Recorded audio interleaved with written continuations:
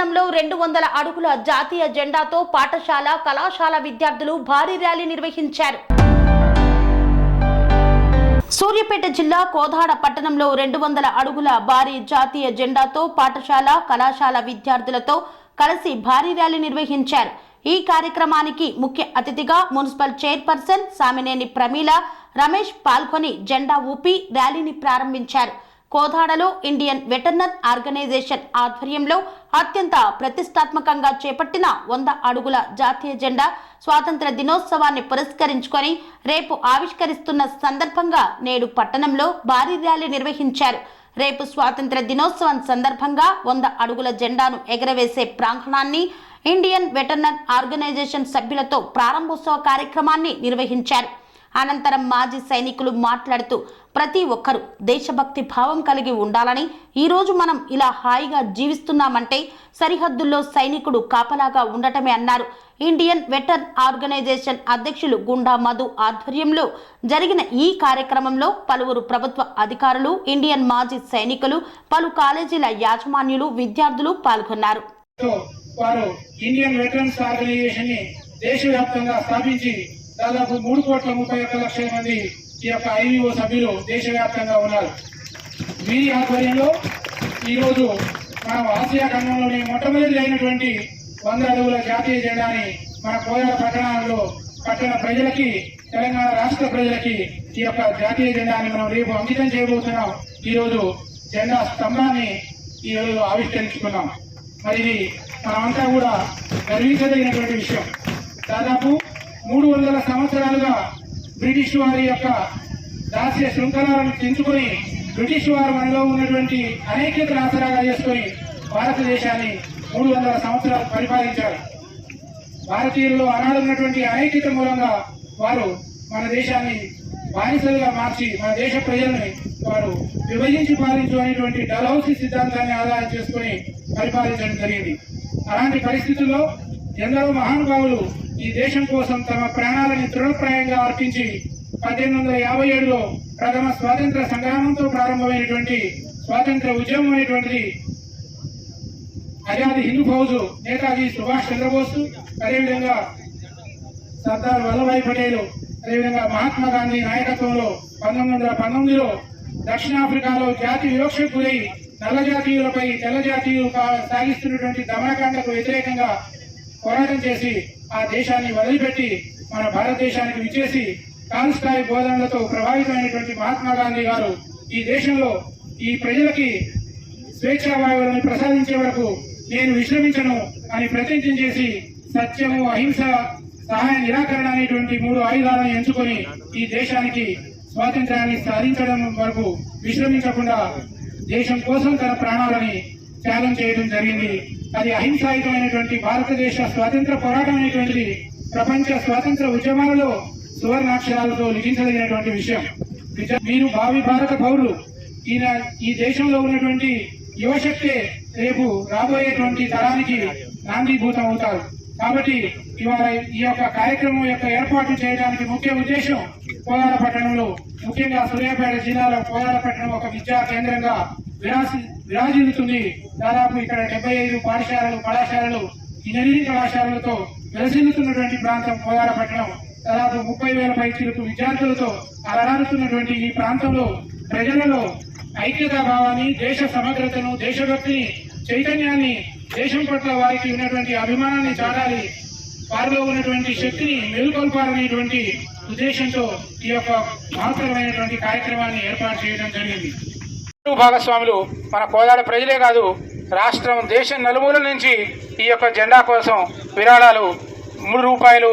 24, రూ. 8, రూ. 9 వారికి తోచిన ఆర్థిక సహాయాన్ని అందించి మరి ఈ యొక్క జెండాని మత్తు కాదు, జెండా అనేది దేశంలో ఉన్నటువంటి 145 కోట్ల ప్రజానీకం యొక్క గౌరవాత్మకమైనటువంటి సమాజాన్ని పట్టి పీడిస్తుంది. మరి ఆ రుగ్మతని బాపాలంటే విద్యార్థులుగా ఈరోజు మీరు ఒక దృఢమైనటువంటి కంకణబద్దులు కావాలి. మేము ఎలాంటి చెడు వ్యసనాలకు లోను కాకుండా తల్లిదండ్రులు, ఉపాధ్యాయులు, సమాజం మాపై ఉంచినటువంటి బాధ్యతలను నెరవేరుస్తామని ఆ ఆశయంతోనే ఈ యొక్క కార్యక్రమాన్ని రూపొందించడం జరిగింది. ఈ కార్యక్రమానికి మరొక జాతి కోసం ప్రాణాలు ఇచ్చేటువంటి ఈ అమర సైనికులు ఎవరైతే ఉన్నారో రిటైర్ అయిన తర్వాత కూడా వాళ్ళ యొక్క సేవల్ని కొనసాగిస్తూ మనందరికీ స్ఫూర్తిదాయకంగా వాళ్ళు యాక్చువల్ గా ఏజ్ పరంగా రిటైర్ అయ్యి కావచ్చు, కానీ వాళ్ళ యొక్క సేవల పరంగా కానీ వాళ్ళ యొక్క మానసిక ఉల్లాస పరంగా కానీ వాళ్ళు రిటైర్ కాలేదు. సార్ మీ అందరికీ మేము ఈ భావి భారత పనుల తరఫున, విద్యార్థుల తరఫున, నా కళాశాల యువకుల తరఫున మీ అందరికీ కూడా నేను సెల్యూట్ చేస్తున్నా సార్. మీ యొక్క ఆశయాల్ని కొనసాగిస్తాం.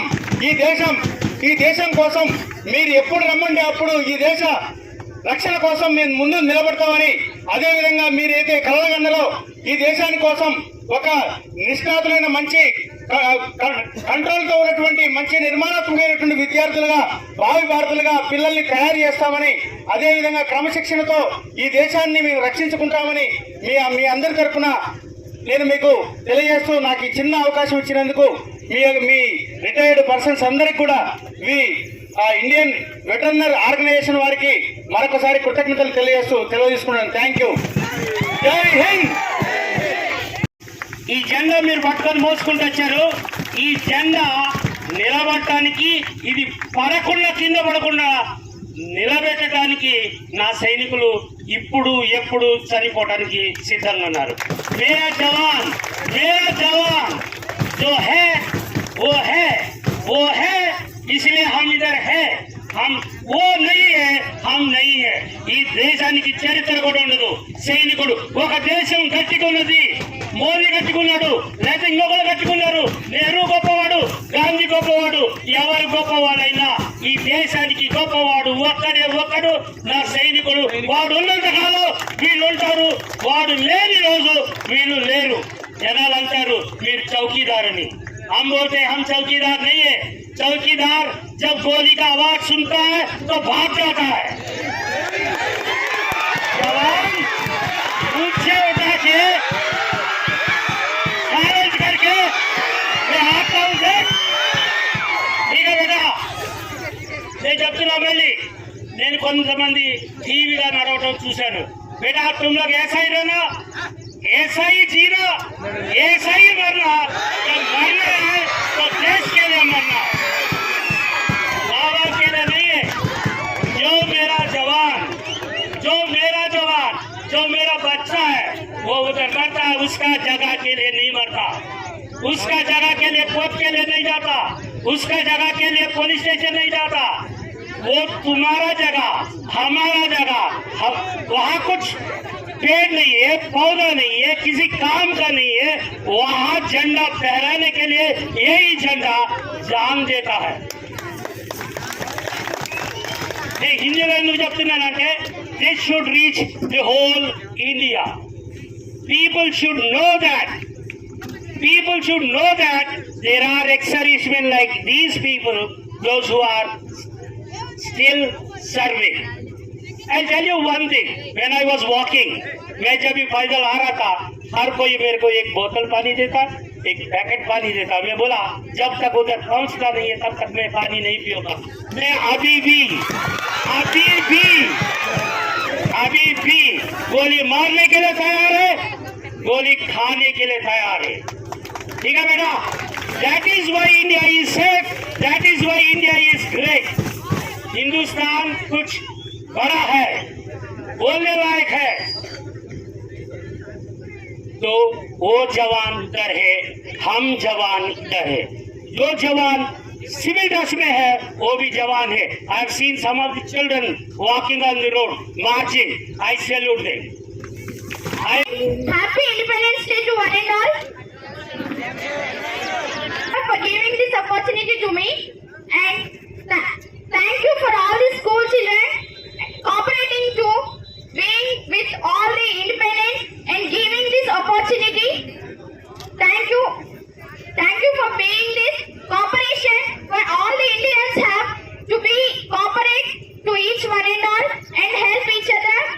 That is the real independence what we get.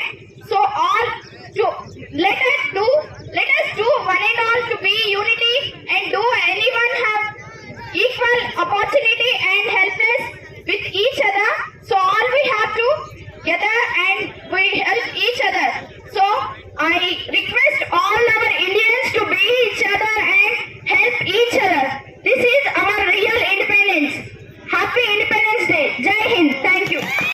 మనం గొప్పగా చెప్పుకుంటున్నాం ఆసియా ఖండంలోనే మొదటిది అని అంటే.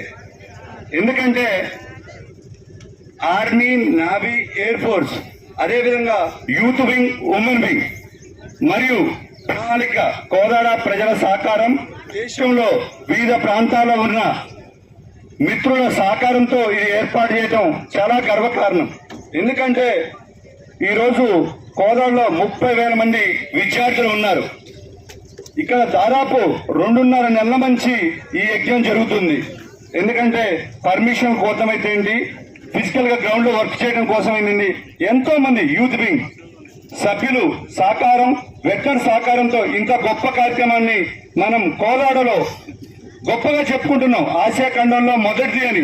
ఎందుకంటే ఇంత అదృష్టం కోదాడకి దక్కడానికి సహకారం చేసిన యూత్ వింగ్, ఉమెన్ వింగ్, వెట్నర్స్ మరియు ప్రజలందరికీ కూడా ధన్యవాదాలు తెలియజేస్తున్నాను. అదేవిధంగా ఈ స్థలదాతైన కత్తిపగల్ గారికి ప్రత్యేక ధన్యవాదాలు. మరియు ఎంతో గొప్పగా ర్యాలీ ప్రోగ్రామ్ లో అటెండ్ అయ్యి మీ యొక్క నేర్పరితనానికి మరియు అన్ని విషయాల్లో కోఆపరేషన్ చేసినందుకు స్టూడెంట్స్ కి మరియు యాజమాన్యానికి కూడా ధన్యవాదాలు తెలుస్తున్నాను. Jai Hind. Thank you very much. అనురాగానికి అమ్మ ఆదర్శం, ఆరోగ్యానికి Shri Sai homeo stores and clinic. అనుభవం, అర్హత, అంకిత భావం కల డాక్టర్లచే చికిత్స. అన్ని రకాల ఆరోగ్య సమస్యలకు నమ్మకమైన ఎంపిక Shri Sai homeo stores and clinic. Diabetes, కీళ్ల నొప్పులు, సయాటికా, వెన్నుముక సమస్యలు, థైరాయిడ్, నిద్రలేమి, మానసిక సమస్యలు, ఋతు సమస్యలు, అన్ని రకాల దీర్ఘకాలిక వ్యాధులకు ప్రత్యేక హోమియో వైద్యం. అందరికీ అందుబాటులో అంతర్జాతీయ హోమియో వైద్యం Shri Sai homeo stores and clinic. మీ ఆరోగ్య సమస్య ఏదైనా ఇప్పుడు పరిష్కారం సాధ్యం.